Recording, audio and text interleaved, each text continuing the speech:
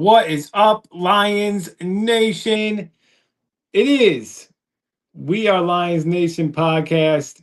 I am the Soul Man, and that over there is, Stat man, what's up? and down there is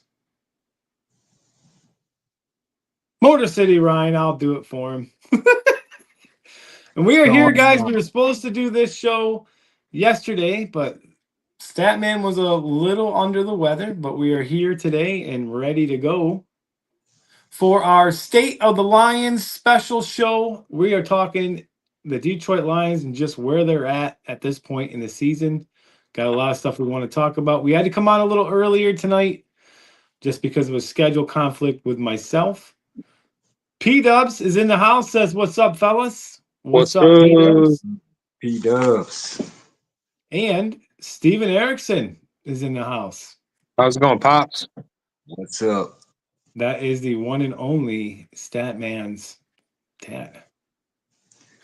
Awesome. Welcome in, guys. I'm excited. I'm excited because Statman, we did something awesome the other day. Subscribers, we hit 301. So we crossed that 300 mark, which is absolutely amazing. So thank you to all the new subscribers. We definitely appreciate your guys' support and being here right now watching with us as well. We appreciate that as we are on that march to 500. So please, if you're watching now, hit that subscribe button if you have not yet done so.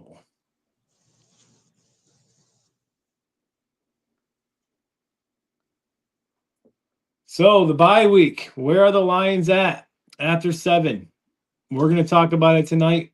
We had to figure out, hey, what can we do when the Lions aren't playing? Well, this is what we came up with to just see where they're at overall. And I'm excited because I can't wait to get your guys' input. Right now, the Lions are sitting at 5-2, which we all know that.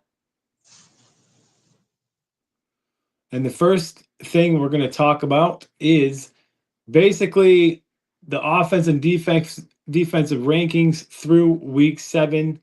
Points per game right now, the Lions are third with 30 total offensive yards per game, ninth, 367 yards per game. Passing yards per game, 13th with 233, and rushing yards per game, 5th at 133 per game. All right, guys, so just looking at that stat alone, this is where we're starting at right here. Pretty good numbers for the Lions after the first 7 games, I would say. Statman, you agree?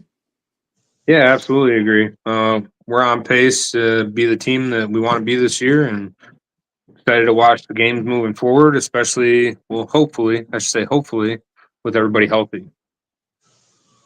And Ryan? Yeah, I mean, we've been playing pretty well offensively. You know, 9th total offense. We do have some areas that we could improve on. But we're 5th in rushing yards per game. So that's pretty huge for us. We got the running game going. And of course, Jared Goff, he's averaging little bit over 230 yards a game, which is pretty solid. Yeah, I think the offense right now looks great. The defensive rankings, points allowed per game, they are 11th with 21.6 points allowed. Total yards allowed per game, 9th with 300 per game. Passing yards allowed per game, 17th with 212.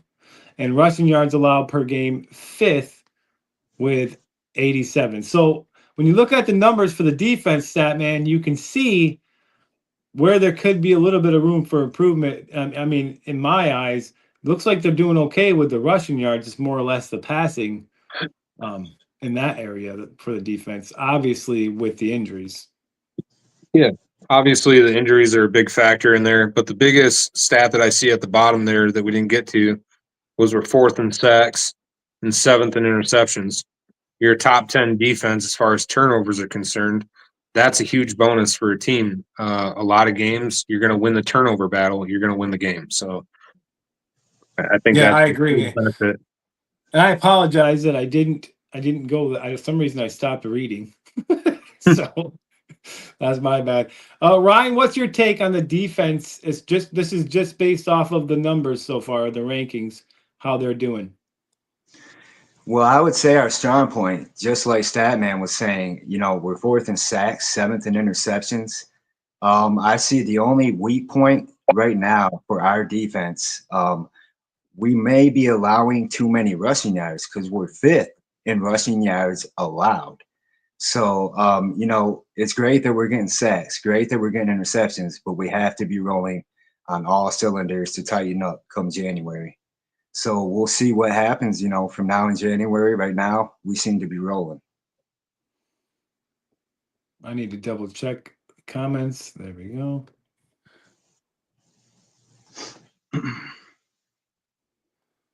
Now, this is you guys can add to this or take away from it, but key breakout players I have so far: Aiden Hutchinson, 11 solo tackles, 6 sacks, no interceptions, 48 pressures through 7, and Amon-Ra St. Brown, 538 yards, 76.9 yards per game.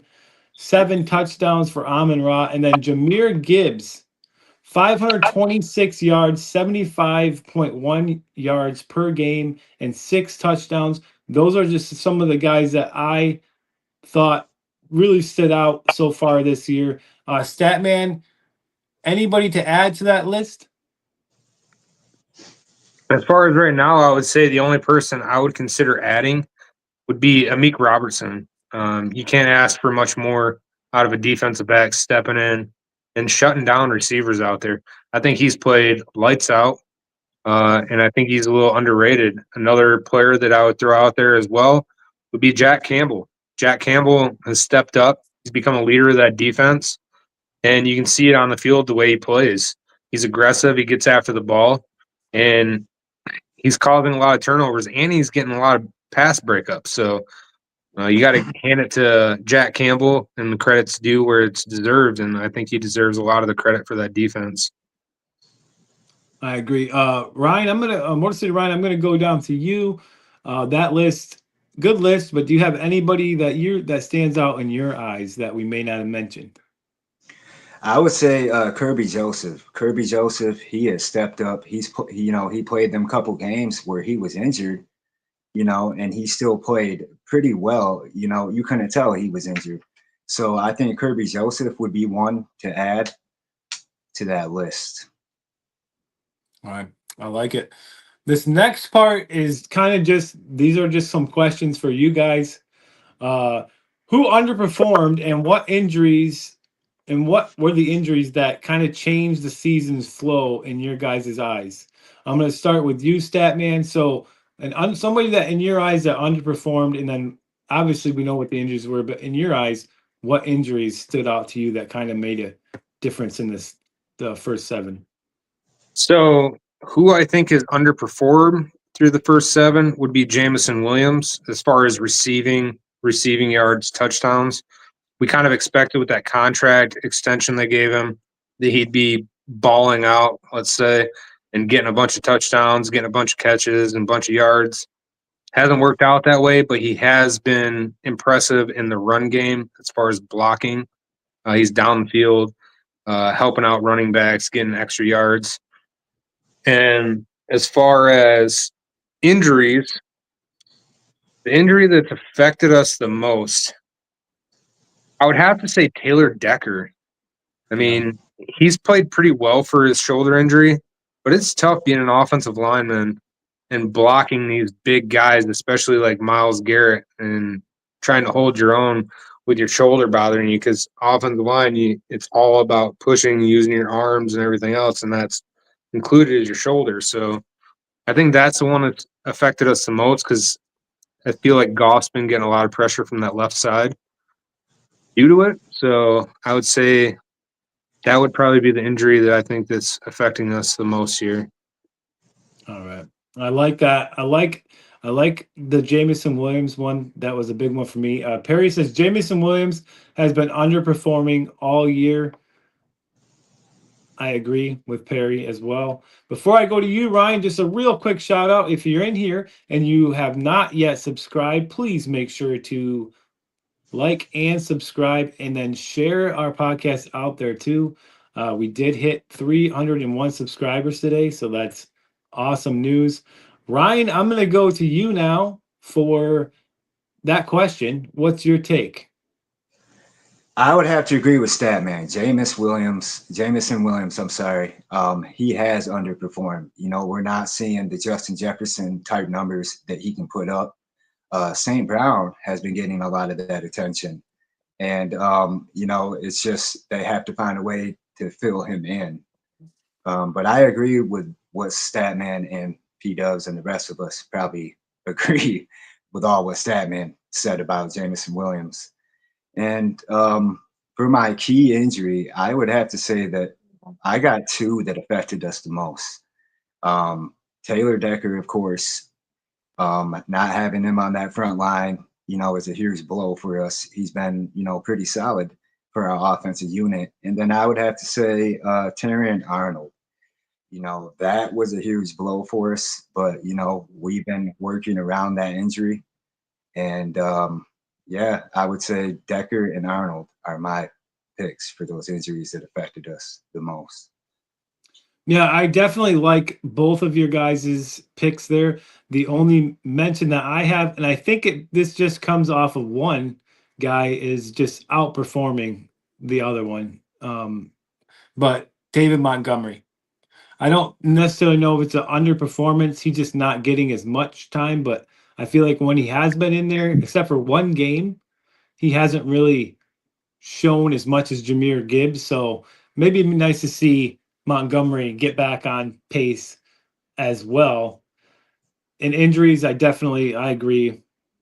Taylor Decker was a big one. It kind of changed a lot on that side of the line when the difference between when he's there and when he's not there. You can really see it.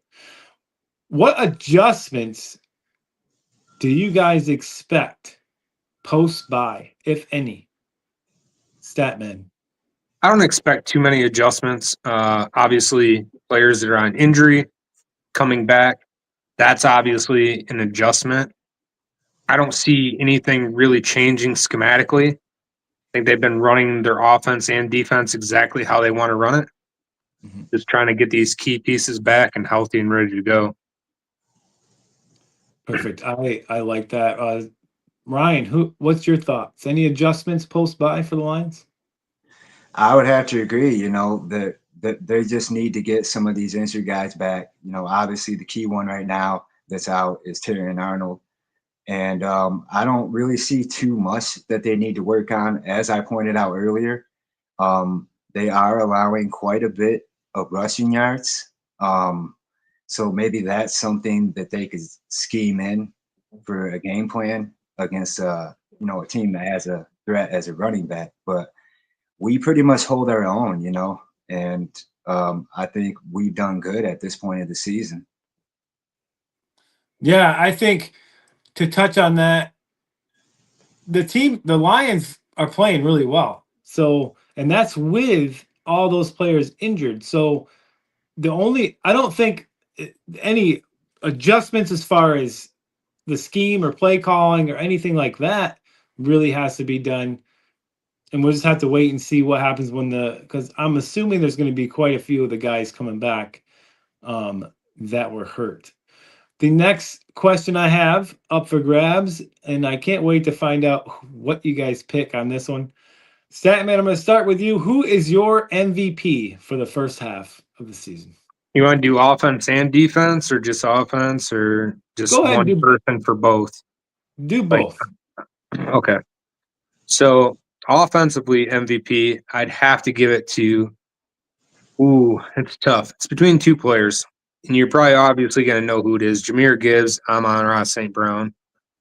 I think they've been most of our offense through this first 7 games. And then on defense, you got to give your hats off to Aiden Hutchinson coming off the snapped leg, coming back, rehabbing the way he has, putting out 48 pressures. It doesn't seem like that's a huge key stat for a defensive lineman, but it is. Putting a pressure on a quarterback is going to make him move around in the pocket, scramble outside of the pocket, and it gives us a chance to make a big play, sack him, get an interception. It just rattles the quarterback knowing that there's a guy there, especially with the presence that Aiden Hutchinson brings. And he's got 6 sacks, so I don't think it's horrible. It's just under a sack a game. So he's right on pace, exactly what everybody wanted and expected from him. I think he could boost up the numbers on the sacks, but we'll see what happens when everybody comes back. Yeah, and before I go to Ryan, I will say this. I'll touch base on that with Hutchinson. Those pressures, like you said, whether he's getting the sack or not, it's still causing a disruption on the play. And if Aiden Hutchinson can start turning some more of those pressures into actual sacks, he's going to be, his numbers by the second half are going to be amazing. We're going to go to you, Motor City Ryan. Who is your MVP for the first half? I'm going to start with offense. My offensive one is going to be Amon-Ra St. Brown. He has been playing well. He has been a good fit for us, and he has just been playing lights out this year, And yeah, Statman and Soulman are wearing the jerseys of course, Amon-Ra St. Brown. That just shows you how good of a player he is. Those jerseys do sell, and he's just been a monster for us ever since we brought him in, from USC. So, and then on defense, I'm gonna have to go with Aiden Hutchinson. He has some 6 sacks. He has been making tackles. He has a lot of pressures too. Forcing the quarterback in those situations where they don't have a lot of time, and that has helped us in that interception department as well. So, Aiden Hutchinson's kind of like the engine of our defense, Agreed. But yeah, I got Aiden Hutchinson. Like Amon-Ra St. Brown, I mean, that guy, he's reliable. He's always there when you need him, like to make a play. He had one game that he beat himself up over one catch. But other than that, I love that pick too. Here's one that kind of touches on one we had earlier, but it's different. What's the one thing that absolutely has to change coming out of this bye week for the Lions? We know they haven't been 100% perfect. If you guys could pick one thing that has to change, Statman, what would it be?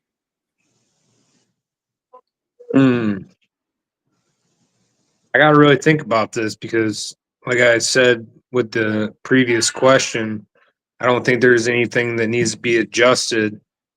And that can be an answer if you don't think that there has to be an absolute change coming out. I think if anything, split the time a little bit more with Montgomery and Gibbs. I think that's about it. But I think John Morton, the offensive coordinator, he coaches off the hot hand. So whoever's got the hot hand is who he gives the ball to. And Jameer and David both said that they're okay with the other one getting all the touches or the touchdowns or the receiving yards. It doesn't matter to them as long as they win. Motor City Ryan, I'm going to go to you on this one. Anything that has to absolutely change coming out of the bye week for you? Not really. They play pretty solid. Just like to see them maybe get more aggressive in stopping the running attacks. But that's about it. See on paper, from looking at the stats and the rankings and stuff. My thought, my thing was going to be kind of going where Statman was going on this one. I would just like to see. But the problem, what's tough is Jahmyr Gibbs can get on fire so fast. How do you take him out? You know what I mean? But I do want to see Montgomery get a little more involved. And I want to see Jamison Williams, our other star player, try to get some more targets his way, coming out. But the Lions are playing well, so it's really hard to really pick something out that absolutely has to change. if the playoffs, I can't wait. If the playoffs started today, would you guys trust this team to be able to make some waves in the playoffs if they started now? Absolutely. Ryan. Yes. And me as well. I knew that was going to be the easy one for us. That's going to bring us into our next topic of discussion. But before we get there, Statman, what are the people watching? What would you like them to do if they have not done it yet? Make sure you like our posts on the Facebook page. Make sure you share it to your friends. Share the stream if you see us streaming live and you think somebody might be interested. Share it to all your friends. And also subscribe. And the biggest thing is subscribers. Get your friends to subscribe. You need to subscribe. And if you are subscribed, thank you very much. And we appreciate you. Absolutely. And just to let you know, if we see a comment on our YouTube videos or any TikTok videos we put out there, we always try to do our best to jump on and say something in response. We've been trying to be really good about that as well. So don't think we're going to ignore you. If we don't see it, it's just because we didn't catch it. But I'm usually pretty good about seeing them. The next topic, we're going to look at the division and kind of a rivalry outlook for the NFC North race going on right now. The current NFC North standings, the Packers currently are first. We'll see what happens today when they play tonight at 4-1-1 over the Lions. The Lions are sitting in second at 5-2. Bears are third at 4-2, and the Vikings are fourth at 3-4. But this was as of yesterday, so the Bears, I think, lost again today. And then I believe did the Vikings lose too?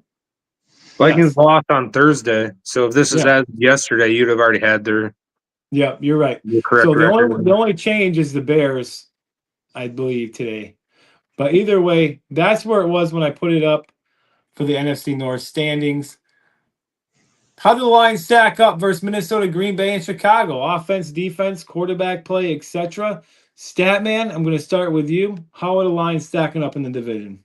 I think we match up really well with every team in our division. I think the only one that's going to give us the thorn in the side is Green Bay, but we luckily have them the second time at home. And Ford Field noise is always a little too much for Jordan Love, so see how he stacks up when he comes into Ford Field.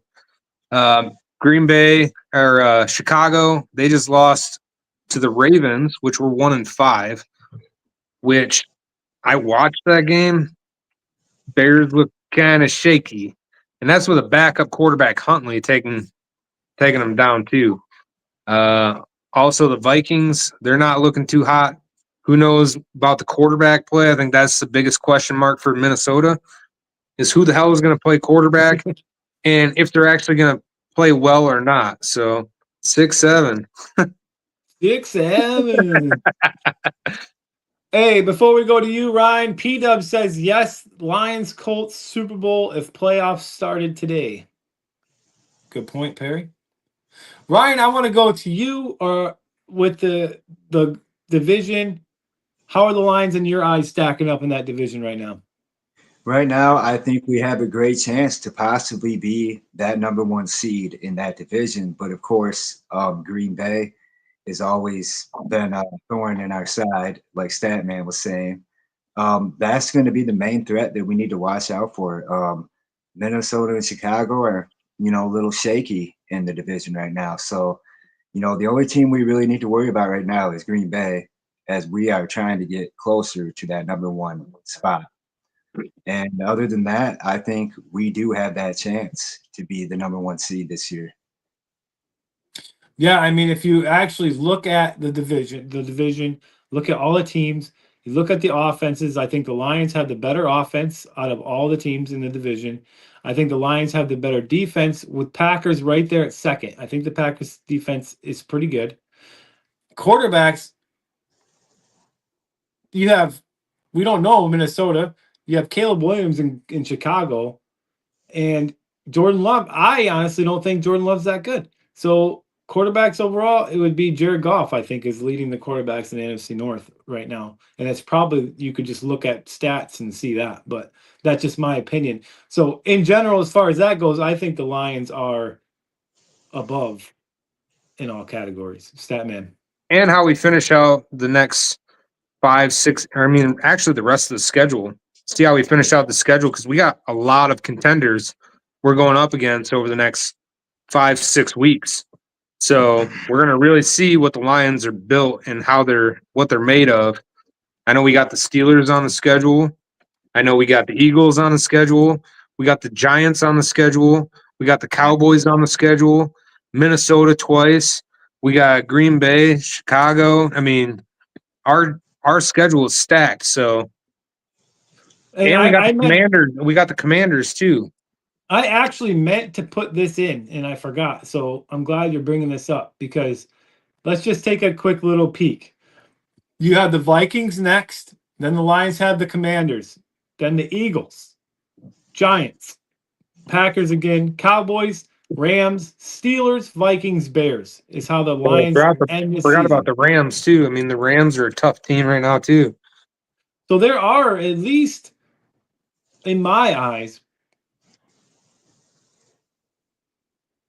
4, 5 of these last games are some tough teams that the Lions are going to be playing. Every one of them, it's going to be a playoff game every game. So Yeah. Perry says no other NFC North team are even close to the Lions team, in my opinion, is what Perry says. Thank you, Pete yeah, Ups. my honest opinion, Green Bay got a lucky win against us week 1. Our team just wasn't ready. But yeah, I mean, I think we're the top team in the North. It's just going to be a matter of whether we come to play or not, because we've had moments where it's just like, what the hell is this team? You know what I mean? The first game. That one was what the f is going on here? You know, And then everybody looking at that panicked. schedule- And then Oh. everybody panicked. And look, the Lions are still on track right now. And the game against the Chiefs too, like for some reason, we're not playing well. Yeah, and looking at that schedule, I think we're either going to win 12 games or 11. From looking at the games we have left, so we may get 4 to 5 losses is my projection for us moving forward through the season. But I mean, that's what it's looking like to me. But I think the Lions. I mean, could lose. Can we stay with those 2 losses through the remainder? Looking at the schedule, It's going to be tough. It's not going to be an easy road. If you had to bet right now, who finishes second in the NFC North? Green Bay. I say Green Chicago. I'm going to take Green Bay too. I think on that one. I got Chicago finishing second. Which NFC North defense gives the Lions the most trouble right now? Defensively, Green Bay. Yep, I agree. Micah Parsons, That's my thought too. Green Bay is immediately my thought. Which upcoming divisional matchup feels like a must-win for the Detroit Lions? So out of the next round of games, the remainder of the schedule, in my opinion, it's got to be Green Bay. I agree. I follow suit right with. Are we saying divisional NFC North or divisional NFC in general? We're North. Sorry, it's just for the North. Okay. Must win. I would say it has to be Chicago because Ben Johnson being the coach. I think you have to take both games against Chicago. That's just my opinion. I like that. I like your thoughts on that. I think for me, Green Bay beat us pretty good in week 1. I think they're the real competition. Maybe Chicago too, but I think we need to, next time we play Green Bay, we need to whoop them after that week 1 loss. That's where I'm going with that one. This is our third topic, guys. Third topic of the night. The defense, they've been rising. Is there still room to grow? We're going to talk about it right now. They've shown flashes of dominance, but are the Lions defense able to stay strong like they have been?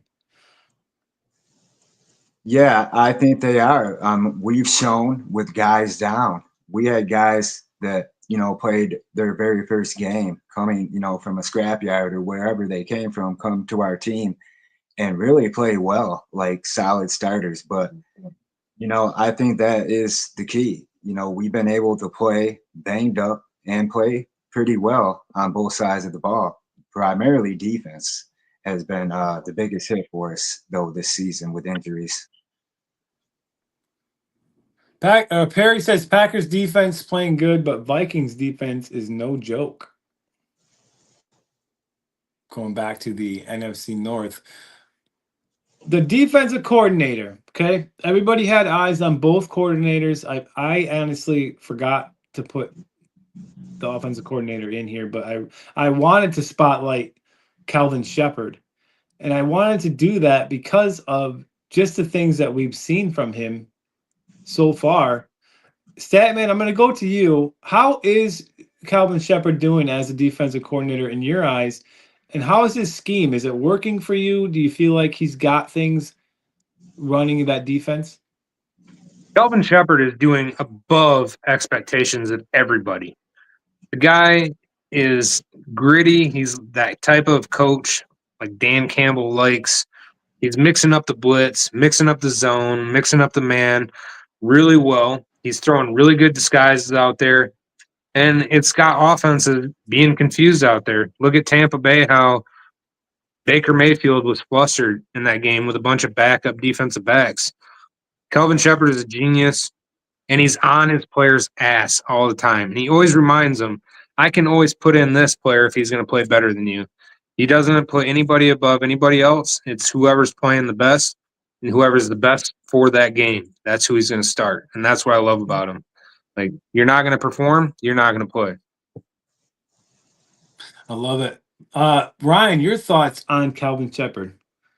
I love the job he's been doing. I mean, like I was talking about earlier with the injuries, we've had guys step up, that are second, third string guys, and they're playing very well for us. And we're still able to hold our own. And it's part of his presence.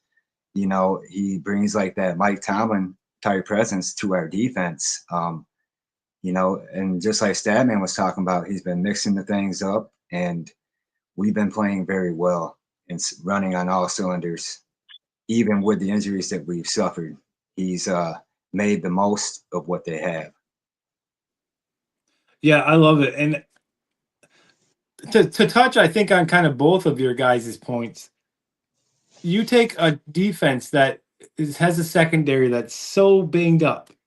It takes a certain kind of person to be able to get those guys that some have only played one game to play like they did. It takes a certain kind of coach mentality to do that. And I think Calvin Shepard has done an absolutely amazing job so far as a defensive coordinator. And I think Dan Campbell is probably really happy. And I will say that I think Morton has done a great job over on the offensive side too. Maybe a little bit of work at first, but I think so far he's been doing well too. And you got to remember this too. Kelvin Shepard played for the New York Giants under Spagnuolo. And Spagnuolo is one of the best defensive minds out there in football. So he learned from one of the best. And then he also had Aaron Glenn last year that he followed, and he was in Detroit. The organization, he already knew how Dan Campbell likes to do things. I think that's why the Lions, brought him up as a defensive coordinator. We could see some guys returning after the bye week. We kind of touched on this, but what are your thoughts on the health of the Lions secondary? And will we see any changes to the lineup based on what we saw when the guys were out? Statman, do you see any changes coming? No, I see everybody coming back healthy. The starters, maybe DJ Reed not coming back right away. But I don't see any changes to the safety position. Kirby Joseph and Brian Branch have that starting job in the safeties. Mollett played an excellent game against the Buccaneers. Whiteside played great. but I just don't see them taking out Kirby Joseph, the highest paid safety in the NFL right now, and Brian Branch. And I see Amik Robertson keeping that starting job on the one side of the corners. I think maybe Terry and Arnold gets fit back in to nickelback. And I see if DJ Reed is healthy, he'll be coming back on the other side. So, in your thought, the only possibility would be Terry and Arnold not being in there, and that's kind of where I was going with this because there's been a lot of talk out there about Terry and Arnold coming back. Is he going to be a lock for starting? Ryan, what's your thoughts on the health of the defensive backs and any changes to the lineup? I'm going to start with the lineup here. I don't think they really need any changes. Like I was saying earlier, they brought in guys that played their first game and played their hearts out, played like their life was on the line. And, Terry and Arnold is having him come back. I think that's going to help us a lot. But, like Statman was saying, Robertson has really, he's done that. He's done very solid there. So it'd just be interesting to see what happens there. But, I don't really see too many changes coming to the lineup. I love it. Hey, Ryan, real quick before we move on, if you're a fan of the Lions and you happen to be scrolling and you come across We're Lions Nation podcast live, and you are not subscribed, what should you do? You should subscribe, like, and comment. Exactly. Thank you, sir. I am trying to make sure we get that out there more often. Something I noticed we weren't doing. Would you say the Lions defense is elite or just opportunistic? This was a question brought up, so I wanted to bring it up to you guys. Statman, I think they're both. I like it. I like that answer. Why? Well, they got an elite defensive coordinator that's putting the players in the right positions to make plays. And then the players are out there taking opportunities of the plays when they're presented. So that's where I say it's both. I like that answer so much. Like, I wasn't expecting an answer like that, but it's perfect. Ryan, your thoughts? I agree. I say they are an elite defense. When they're fully healthy, everything's running up. But for the other part, I would say they're able to, still step up despite the battering that they suffered on that defensive side. So I'd say they're both. Yeah, they have a awesome elite defense in my eyes too. And like Statman said, now that he has said that, I just keep thinking about it, and they really do take the opportunities that they get. So I love that going there with a mix of both. Absolutely awesome answer to that. Which defender has surprised you the most so far, Statman? Defender that surprised me the most, I would say Muhammad, defensive end that stepped in for Davenport. He's been playing lights out, and he's right up there with Hutchinson for sacks. Guy's an absolute monster for being an 8-year vet, and he seems like he's still got some years under his belt. Love that answer. Ryan? I have to agree. He's played very, very well for us. He's had a couple big games for us, and he's able to pressure those quarterbacks with Davenport being out. If I think I'm going to go with Jack Campbell on this one, I feel like he has stepped up since last season, and literally he's pretty much on every play. He's there. I feel like he's making a tackle. So I'm going to go with Jack Campbell. I don't know. I don't know if I'm going to say it's a surprise because he's really good, but just the way he's come from one year to the next, it's a pretty good job. If you could add one defensive player before the trade deadline, what position is it? Statman. This is a tricky question because it could go many different ways. I don't think we need any help on offensive line. You're not going to be able to grab. The only person I would the only position I would think of on offense would be the left tackle, with Decker being injured the way he is, just having a guy just in case. But I don't think you're going to be able to find a guy that can just fit in and take over his spot. So I would have to lean toward defensive back. And I honestly don't know who you would go after as far as trade. But that's the only position that I would see you want to trade for. You don't really need an edge rusher. You don't need defensive interior linemen with McNeil and Williams in there. And linebackers were set. Linebackers were set in the safeties. So the only position I would see is a corner. But I honestly don't know who you would target. You'd have to get him for a good price and not overpay for him. And it'd have to be somebody that could come in and play well. Perry says whenever Arnold comes back, he needs to step it up. That was Perry's thoughts on Terry and Arnold, which I agree with that. Ryan, one defensive piece before the trade deadline.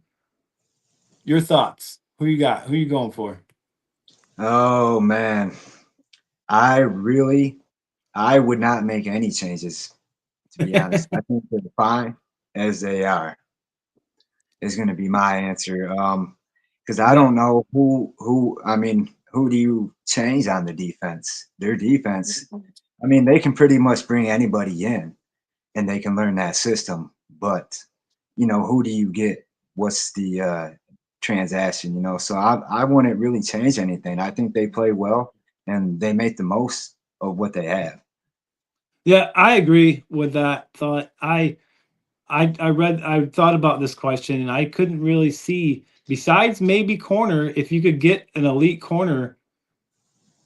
But You're not going to get I think they're set. They have good corners, they have good defensive backs. Defensive line is stout. Like, I really don't think the Lions need anything on the defensive side as far as the trade deadline goes. and This I is don't our think you're last topic. Oh, go ahead. I don't think you're going to get an elite corner. If anything, you trade for somebody for depth, just in Yeah. case the injury bug hits us again. You have somebody that can step in. But as you can see against Tampa, we already have the depth at corner and at safety, it seems. So, I mean, Yeah, I'm right there with you, but it just asks, like, what position would you trade for if they were to make a trade? And corner would be the only position I could see them wanting to trade for at all. Yeah, I agree with you on that. This is our last topic for the show. This is something that we want to try to do for all the bye weeks going forward for the Lions, is just do a show like this. So we appreciate everybody that's been in here. The last topic of the night is offensive identity and momentum. Can they build it, or do they already have it? Statman, I'm going to start with you on this one. They have an identity already. Momentum they could work on when they get they say they get the ball first to start the game. You got to get points out of that drive. You can't give up a field goal even when you're down there inside the red zone. If you have an opportunity to get 3 points on the board, get it. It does shift momentum a lot when a team doesn't score on the first drive. So that's where I would say they would need to work on that. And when they're up in games, I'd like them to keep their foot on the gas pedal more. Lately, I've seen them kind of slack off toward the end of games, and it's kind of frustrating to see. Yeah, I like that answer because I kind of felt the same way. It feels like, in order to get momentum going in a game, I think that first drive is crucial. And sometimes they do seem to pitter out a little bit. Go ahead. And then, like the Tampa Bay game, they gave Tampa Bay so many opportunities to get back into that game, and it scared the hell out of me. You should not let a team like that get that many opportunities, because some of these really good playoff teams that we're going to be seeing in the playoffs, we're going to be matched up against, they're going to take full advantage of those opportunities, and it's going to put us in the dirt. So that's kind of where I'm sitting as far as that goes. Motor City, your thoughts? I agree with Stat, man. We've already solidified our identity. Far as momentum, we just have to carry and do what's working for us going forward for the remainder of the season. I think Jared Goff, he's been playing solid, averaging 233.4 yards per game in the passing attack for the Lions. He's like the engine that carries. He's the one that has to get the ball to Gibbs. He's the one that has to get the ball to St. Brown, Laporta, and Williamson. So, I think Jared Goff is a key to moving forward. Him, having the right command and leadership in that huddle, and he's been great for us so far. Ever since we got Jared Goff. And going back, like Statman was saying in that Tampa Bay game, we do need to patch up some of them things where we gave Tampa Bay, those opportunities to possibly get back into that game. You can't have that happen when you go down into the playoffs, when you got a player like Baker Mayfield or somebody, or Mahomes. Yeah, and I like that you brought Jared Goff up because he's kind of the next thing. Jared Goff's efficiency and decision making. Right now, Goff is at 1,631 yards, 233 yards per game, 15 touchdowns, and a 116.4 QB rating. Statman, your thoughts, Jared Goff? How's he been doing so far this year? He's been playing lights out. He's made some poor decisions here and there. Not seeing coverages like cover 2 coverages where the corner is supposed to be sitting low, but ends up deciding to turn around and hitch back to the edge of the sideline. He's thrown a couple picks this year on plays like that. So just got to be better mentally when you got check downs to throw to. Other than that, I have seen nothing but greatness out of Jared Goff. Yeah, I think that Jared Goff is a top 5 quarterback, no doubt. And people need to start seeing that because he never gets mentioned in conversations, but he really is. Ryan, I'm not going to go to you because you kind of already brought this topic up. So, Yeah. Yep. Offensive line play, guys. Any concerns there? Statman. Yeah, Taylor Decker on the left side would be my only concern. Shoulder injury, like I was saying earlier in the show, it's tough for an offensive lineman to hold up these big guys that make a living on the edge of the defensive line. We got some tough ones coming up too. Jared Verse for the Rams. We got Green Bay with Rashawn Gary and Micah Parsons. We got Minnesota with their edge rushers. And we also got the Pittsburgh Steelers with TJ Watt that likes to play both sides. So it's going to be interesting to see as far as how he performs or how he heals up in this bye week. Ryan, do you agree? Yeah, I agree with everything that Statman said. And yeah, I agree. Taylor Decker being out, Dan Skipper, I think he might still be playing injured, but but yeah, other than that, that's where they need to patch up, but even though the Dan Skipper is even kind of banged up, he's still been playing good, being injured like that. We go back about a week or two ago, he had that big game. So, I don't really see any concerns for us other than just, keep doing what we're doing because, golf is good when he can find St. Brown. St. Brown has kind of been his number one guy. It's like it almost seems like he's veered from Williamson, but you cannot forget about Williamson because he can put up them Justin Jefferson-like numbers.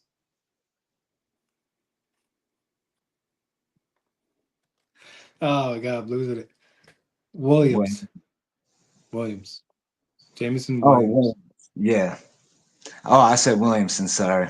Oh, it's close enough. I want to touch on it real quick with the Taylor Decker with Statman. You seen it when he came back. When Taylor Decker came back and played after that injury, he came back in and he didn't play that great. To be honest, he got beat quite a few times. So hopefully he can get up to 100% health coming out of the bye week. And I can't give enough credit to everybody else, especially Penei Sewell. I swear to God, that guy, he's got some speed on him for being a lineman. That guy can run. Absolutely incredible. I'm going to go past this next one because we already talked about it. Lions offense, better aggressive or balanced, Statman? I like to be aggressive and balanced. I mean, you can be aggressive and balanced. You can have a mix-up of run and pass and still be aggressive with those. I think they need to be that way, I think they need a blend of both being aggressive and balanced. Aggressiveness, especially towards the end of the game, not allowing teams to come back, milk the clock, run the ball, and run it efficiently. You got David Montgomery, one of the biggest bulls as a running back for his size. He can knock over linebackers and defensive linemen. I've seen him do it. And then you got Gibbs that can cut it on the outside. You got to utilize them guys and put more of them in the backfield at the same time. Yeah, that'd be crazy to see Montgomery and Gibbs both back there. Ryan, your thoughts? I kind of agree with Statman, but I'm gonna have to say balance. You want to kind of be balanced, with the run, pass, and little options or screens, stuff like that they might throw in to, nickel and dime. But yeah, I would say they do kind of want to be aggressive though too, but I'm gonna lean more with balance because, you know, I think you gel more on all cylinders playing balance versus aggressive. You may make some mistakes. I like it. This is it, guys. This is the last one. I know this show is a little long, but we had to make sure we get everything in here and talk about this team. How much does the team rely on Jared Goff's performance each week? I think it's a pretty easy one to answer. Statman. They rely on him 100% of the time. He's the leader. He's the leader of not just offense, but defense too. You have to. Yeah, I mean, that's Jared what the Goff, quarterbacks are paid for. if Jared Goff doesn't play well, it does a lot for the whole team. Yeah. Ryan, do you agree?